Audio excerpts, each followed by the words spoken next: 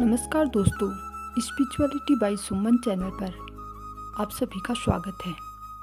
आइए आज हम बात करेंगे रमा एकादशी के महत्व के बारे में, क्यों मनाई जाती है, रमा एकादशी की पूजा सामग्री के बारे में और कौन कौन सी आरती व मंत्र पढ़े जाते हैं। हिंदू मान्यताओं के अनुसार रमा एकादशी को सबसे शुभ और महत्वपूर्ण एकादशी माना जाता है।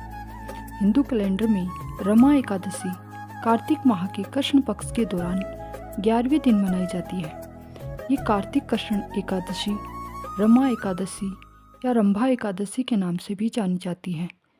दिवाली के त्यौहार से 4 दिन पहले आती है।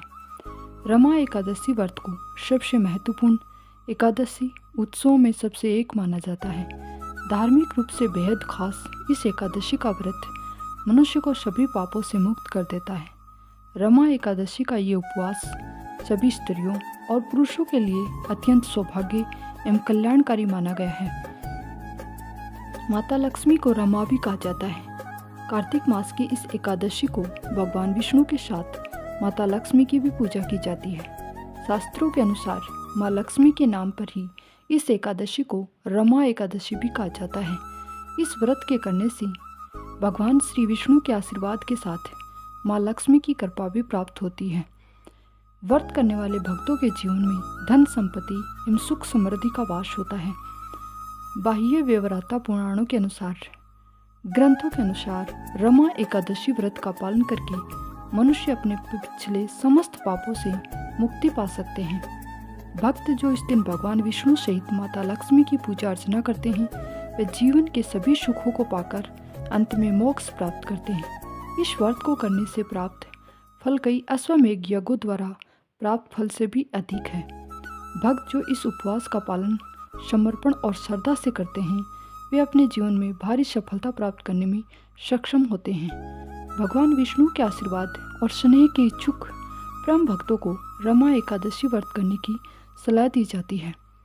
इस व्रत के प्रभाव से सभी पाप नष्ट हो जाते हैं, यहाँ तक कि ब्रह्म और देव जैसे पाप भी दूर होते हैं।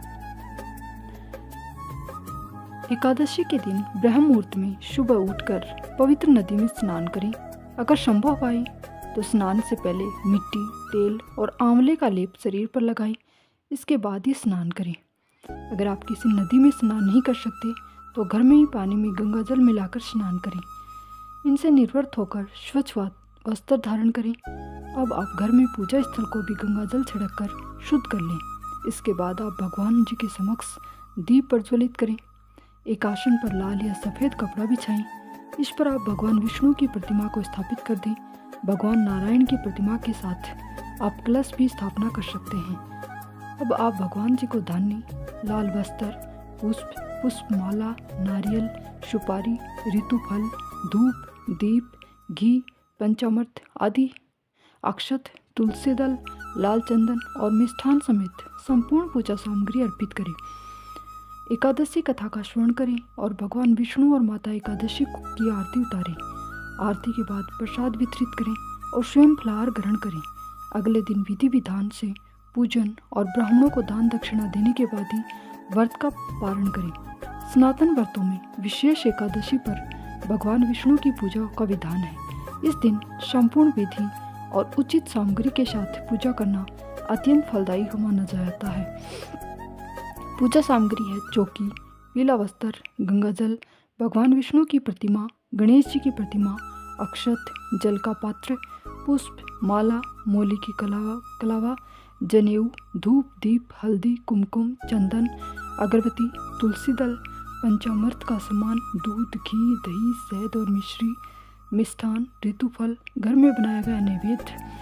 गणेश जी की प्रतिमा के स्थान पर आप एक सुपारी पर मोले लपेटकर इसे गणेश जी के रूप में भी पूजा में विराजित कर सकते हैं। इस सामग्री के द्वारा एकादशी के दिन भगवान विष्णु की विधिवत पूजा की जाती है। अन्य एकादशियों की तरह ये एकादशी भी भगवान विष्णु और माँ लक्ष्मी को समर्पित है। ये व्रत करने से जातक के सभी पाप नष्ट हो जाते हैं और अक्षय पुण्य प्राप्त होता है। इस दिन व्रत रखने वाले जातक को धन, समृद्धि के साथ साथ जीवन के उपरांत मोक्ष की भी प्राप्ति हो जाती है।